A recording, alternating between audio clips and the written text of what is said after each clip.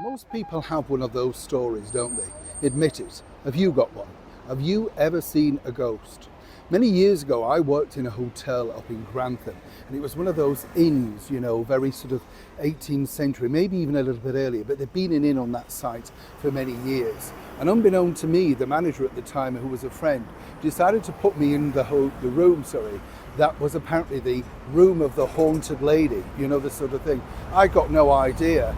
Very young, never felt a thing, had no, feeling about it at all, but apparently people had seen this particular individual walking around during the night, which makes you think, right? Well, what was interesting, I found, was, of course, as we all know now, over here in the United Kingdom, across the world, no doubt, and of course the Commonwealth, let's not forget that the splendid Buckingham Palace is undergoing a marvellous refurbishment programme that's going to take many years to come. And as I told you the other day, there was a bit of a furore all about exactly why the Prince of Wales and Catherine, the Princess of Wales, may, in the fullness of time, not move back into Buckingham Palace. I also pointed out this is the epicentre of royal life. Everybody knows that, and that's what we love and we like, right?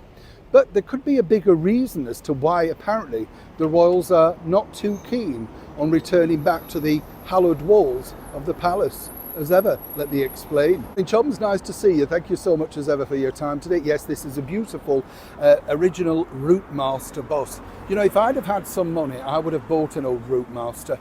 When they were decommissioning them. They should never have decommissioned them. Everybody looks at these buses with great affection.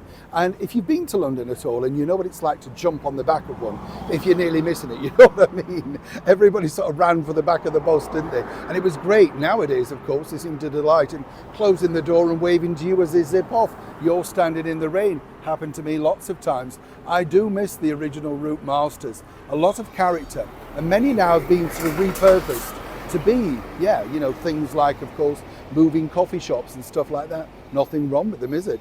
It's a little bit like what will happen now to Buckingham Palace, because as I said, there are many royals that are not keen on the palace itself. The sort of idea really is that it's, not a working palace for everybody, and it's more of a working palace, not a place, a home.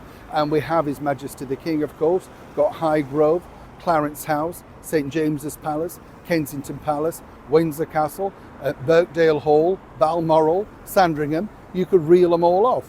Why on earth would you want to stay in Buckingham Palace? Well, Buckingham Palace really came into its own during the reign of Queen Victoria, because this was seen as a place where, of course, most of the masses could congregate outside the famous gates. But allegedly, and this is the story where it goes, but allegedly Queen Victoria's Prince Albert apparently was a ghost inside Buckingham Palace.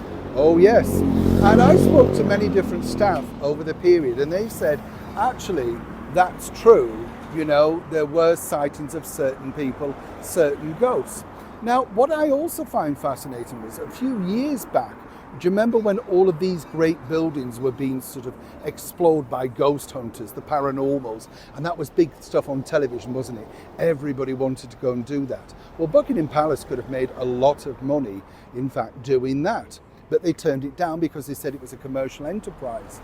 However, one ex-staff member told me one of the real reasons why they turned it down was because they didn't want anything uncovering maybe a family member, maybe an ex-member of staff.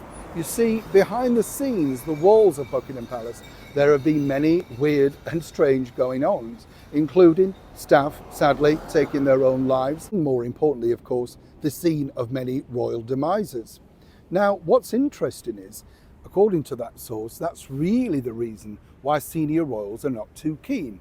Now, I don't know about you, but I could not imagine somebody like Princess Anne, the Princess Royal, being timid over some minute ghost wandering the corridors, could you? But apparently that's part of the reason why they're saying, they'd rather keep this as a working palace rather than a home palace. Her Majesty the Queen, if you remember, basically said she didn't mind living there, but it wasn't intimate enough for her. She much preferred the nearby 25 miles away Windsor Castle for where she went most weekends to escape the hustle and bustle. And apparently Windsor Castle didn't remind her so much of her working week. Now, when you think about that, and this is where I find this interesting, if truly that's the case, Windsor Castle is far more haunted than Buckingham Palace, and that's on record. So does it truly stack up? Or is it the fact that it's the royal ghosts of people past that truly puts people off, senior royals, from wanting to move back in on a more permanent basis? What do you think? And truly, if there were ghosts in Buckingham Palace, who best to scare them off, do you think? Neil Sean in the very heart of London.